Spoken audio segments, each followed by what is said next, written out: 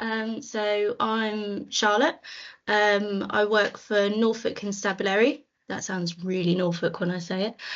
Um, and I've been in 7 years this month, and I'm a police constable. It was for me, it's a family thing. My dad was in the job, and my brother's in the job, and I've got cousins in the job as well. So it's a big family thing. But growing up, seeing my dad do the job, that's what inspired me to sort of want to be a police officer. I've always wanted to do what he was doing and follow in his footsteps.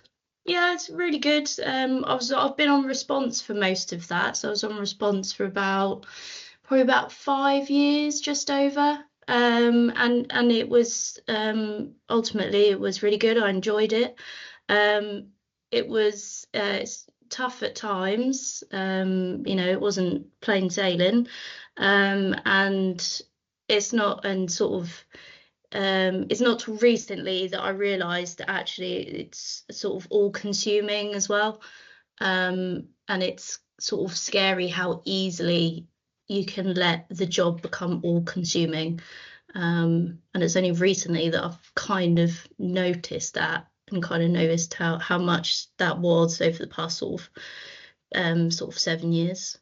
It just takes over your life really. It's you kind of sort of on response. I was work, home, work, sleep, eat, and then work again, sort of not much time at home. Even on rest days with the shift pattern you're spending, and I was spending sort of most of my rest days getting over, the working week, and trying to get back to some sort of normal sleeping pattern and just feeling really tired on rest days, not really haven't got much energy to do much. Because when I was on response, it was 6 shifts on, 4 shifts off. But you'd end that working week on night shifts. So you'd finish the morning of your first rest day. So you'd spend that asleep for half of it, if that's what I do. I'll go to bed for sort of 4 hours, um, and then sort of get up around midday, and then just feel really groggy for the rest of the day, and trying to get my sleeping pattern back to normal for the other 3 rest days, ready to then start again on early shifts. But if I'd had quite a tough week in terms of working a lot of overtime, so going past shift times, pulling 13-hour, 14-hour days instead of 12 and things, then you just sort of wiped for your rest days and starting again straight away, not feeling rested. And you just don't really do much on rest days, don't really see people. It's just everything is all about the job. So I'm in CID now.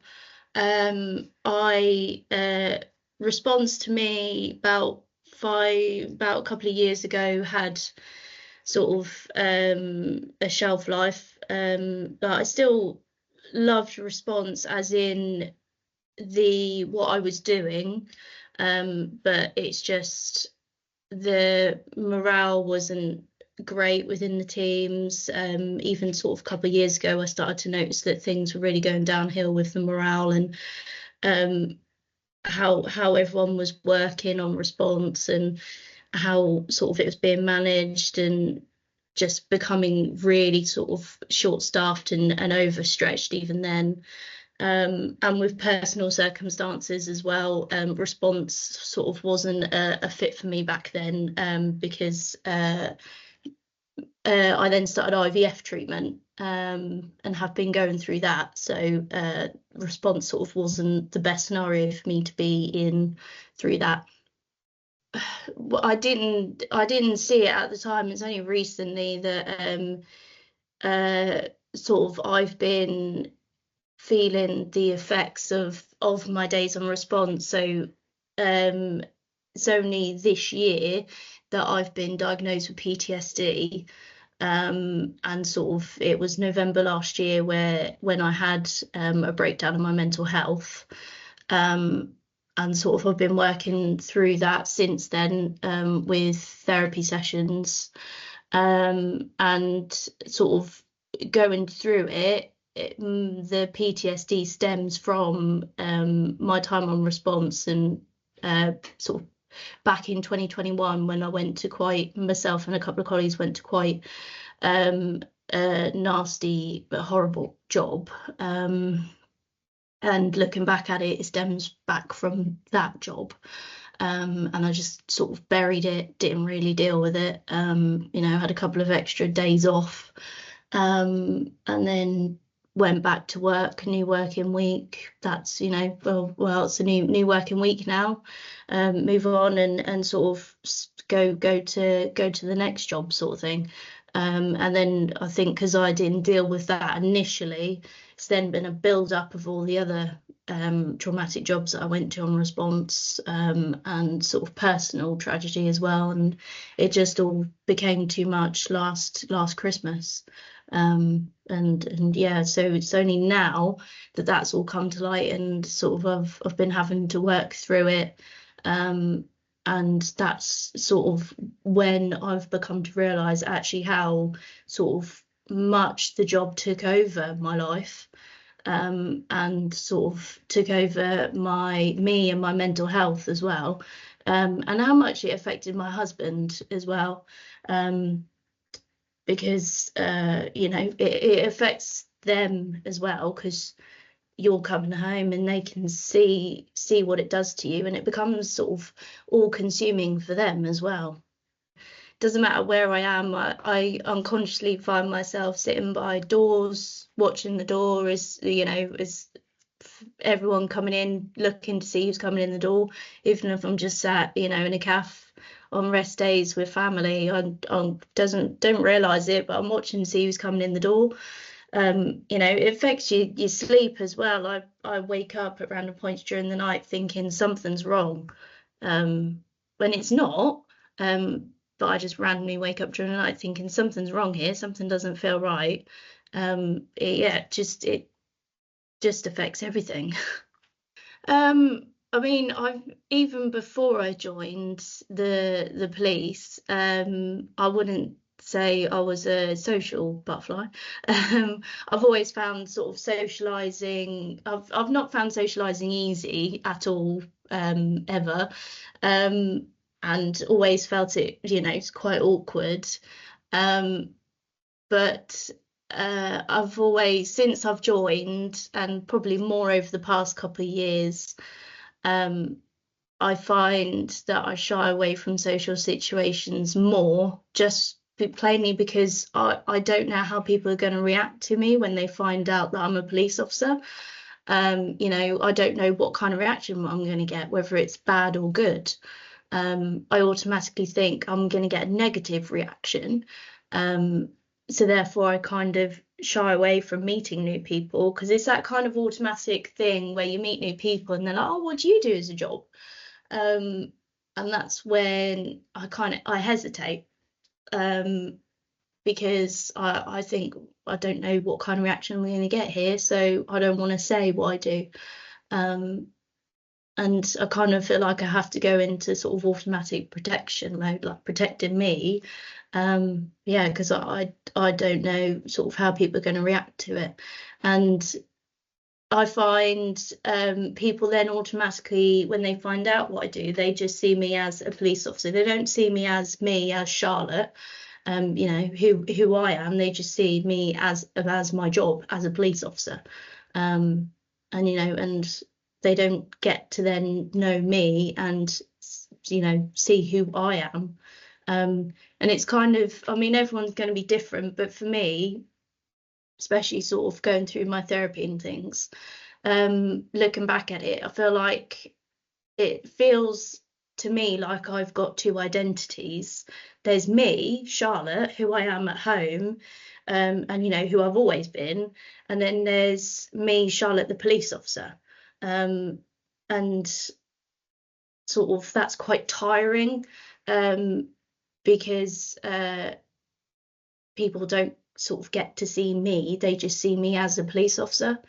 Being in the job, it's my duty. If something happens while I'm off duty, I'm obligated to then obviously become on duty. But yeah, I do get that sense as well when I go out to the pub and things, and like me and my husband are part of a local darts league. Um, so when we sort of go to play darts sort of weekly, if I can go with work, um, my first sense is slight dread, because I think, what about if something does happen? I'm not going to be able to truly have a night off, a rest day, because what if something does happen? I've only been in 7 years, so I wouldn't say, um, I've compared to other people who have been in a lot longer, they may have sort of more of a say on the pay. Um, I think it doesn't reflect sort of the danger we put ourselves in day to day. It's just become the norm that police officers every day deal with, go to jobs, where people have got knives, samurai swords, machetes, and we just sort of deal with it, and then tomorrow's another day sort of thing. It's just become the norm now, as if it was just another day in the office. And that's not right at all. I don't think the severity of what we do day to day is seen, and it's just kind of brushed over. Um, and I don't think, and adding sort of financial pressure for police officers on top of what we're having to see and deal with, everyone's just going to break. And people are not, it's then that people are going to become aware of actually what we deal with day to day, is when police officers start to break, and disappear.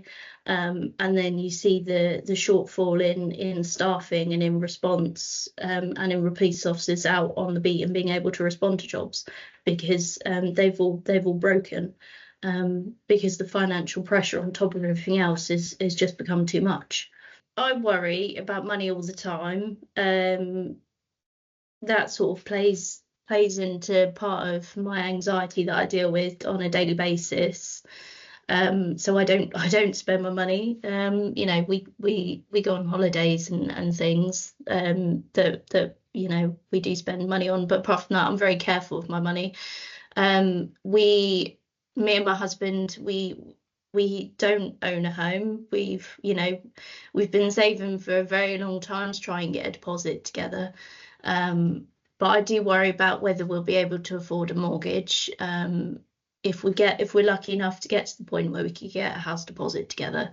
But at the minute, I think if we get to the point where we can have a mortgage, it would stretch us. We're hopefully going to start a family soon, within the next year or two. And I worry about, how my finances are going to stretch to that. Um, I'm the main sort of money breadwinner, do they call it? Do they used to call it main money earner? So sort of my wage is the higher one that comes into our household. So I worry that it's going to be stretched to its limits. If my wage is stretched to its limits, then what are we going to do then? And even I've been thinking about it since we've started our IVF journey. That it's been at the back of my mind, what am I going to do about my maternity leave? Can I afford to take a year off? Or can I only afford to take off, the months that I get my full pay still, which I think is it 9 months, six or 9 months? And then am I going to have to go back to work full time? Because I can't afford to be off, and I can't afford to go half pay. And then can I afford to go part time afterwards? So even something as starting a family, which is my right and mine and my husband's right to have a family, even that is sort of, there's a lot of stress in that, in terms of can I afford it? Can I afford to have a child? Can I even afford to be on maternity? And that's just a lot of pressure to put on top of trying to start a family. And it's a lot of pressure to have so young as well. I'm only 32. when I am at work, I can sort of, I feel like I have a switch where when I'm at work, I just kind of try and switch that all off, and I'm in work mode, and I'm just sort of solely focusing on work and what I need to do. But there are moments where um, my mind does sort of wander and catch and sort of I think about those things, and think about can I afford to actually sort of have a life outside the job. When I was going through my mental health breakdown over sort of Christmas and this year, while I was signed off from work, that thought did enter my mind about leaving. Is the job worth what it's doing to me and what it has done to me? But so that was a real thought. But if I'm honest, one of the first things that I then thought after that was I can't afford to leave, because I'm used to that, what pay scale I am on and what money I do get. I'm used to that. I've built my life around that in terms of paying for rent and petrol and cars and food bills and things. So that was my first sort of counter thought was I can't afford to leave. And when I did think about it, I do still love my job. I do still love what I do. I still get a sense of pride out of what I do. It's just, is it worth what it does to you mentally? Even after sort of going through my therapy and things, I'd probably still say no. It's not worth it. I do still, like I say, I do still love my job. I do still get a sense of pride from it. But ultimately, right now, how it is right now, how sort of the feeling is in the police right now and the culture of policing right now, I don't think it's worth it. No, I wouldn't recommend policing to friends and family right now. The morale is at a whole time low, in terms of the feeling within policing is changed. It's hard to describe, but when just before I left response, you started to get a sense that something was changing. As you just started to get a bit of a weird sense and a weird feeling that just something was changing and something wasn't right. And it's just the morale of everyone is at an all-time low. And I think there is a lot more people at breaking point than we like to think, or that is being sort of recognised. It's just kind of all being covered up really. And the problem is a lot of police officers as well, it's just kind of that attitude of, oh, we've had a bad day, but we've got to do it all again tomorrow. So just shut it away and so we can get on with tomorrow's shift. And that problem is that'll bubble up and bubble up and bubble up till you get to a point where I was at the end of last year, because that was my attitude in the past sort of 7 years. Just kind of had a bad shift, shut it away. Well, I've got to do tomorrow now, so forget about today. So I can then do tomorrow's 12-hour shift or 8-hour shift, 10-hour shift, whatever it was. And I think people are doing that, and it's now getting to a point where officers aren't able to do that anymore. And it's only now that we're getting to that point that people, the wider public, are actually starting to see the impact that it does have. When I came back to work after being off long-term sick, there was a lot more colleagues around me that had been through the same thing in terms of being off sick through ill health, then even I realised, I was surprised when I came back to work as to how many of my colleagues were in a similar position to what I'd been through and to what I was going through as well. You know, some of them didn't feel like they could go off sick. You know, they needed that time away, but they didn't feel like they could do. You know, even when I went off sick, and I was really ill mentally, and the doctor was telling me, you know, you know, I'm really concerned about your mental health. I think you've got PTSD. My first reaction to him, and the first thing I said to him was, how can I have PTSD? I've only been in 7 years. I haven't been to enough. I haven't seen enough.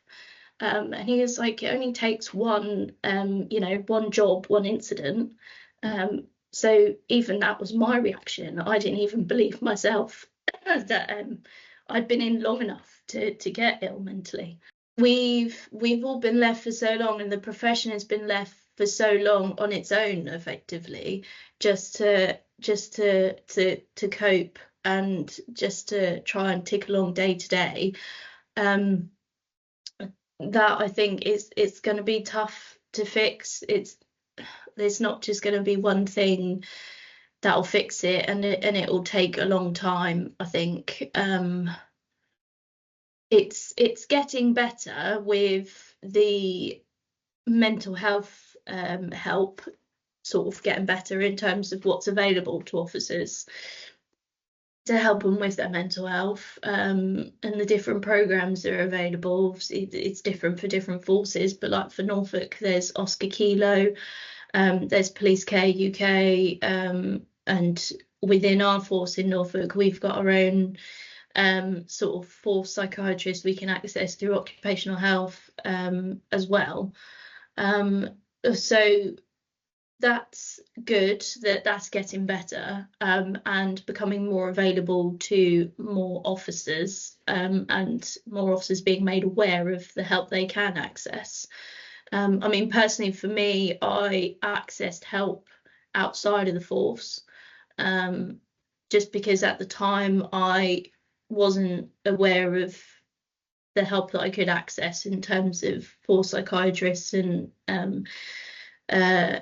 things like that. Like I could access help through the force, so I sort of accessed it myself through other means, but even that played into, you know, financial, because the doctors were referring me to a list of therapists that I could access, but they were private. So I didn't look at any of them because I was worried about how much, you know, each session would cost and whether I could afford it. So even that played into, you know, financial worries. But I don't, if I'm honest, I don't know how to answer that question. I don't know how we're going to fix it, to be honest. Yeah, I don't know how it's going to be fixed. I can't see how it's going to be fixed right now. I think pay would be a massive part of that, because obviously that plays into officer morale. You know, if there's financial worries and struggles at home, then officers are already coming into work with low morale, and then that you know, affects their working day. So pay is going to be a massive factor. I mean, if you've got police officers that are working more than one job, so they're not just doing, you know, their job in the police, they're also doing other jobs on rest days just to try and make up the shortfall in their pay. You know, then they're not getting proper rest. They're not actually having rest days. So that's going to play a massive factor. Everything just kind of plays into it, you know. If the financial burden becomes less, then the morale is slightly better. In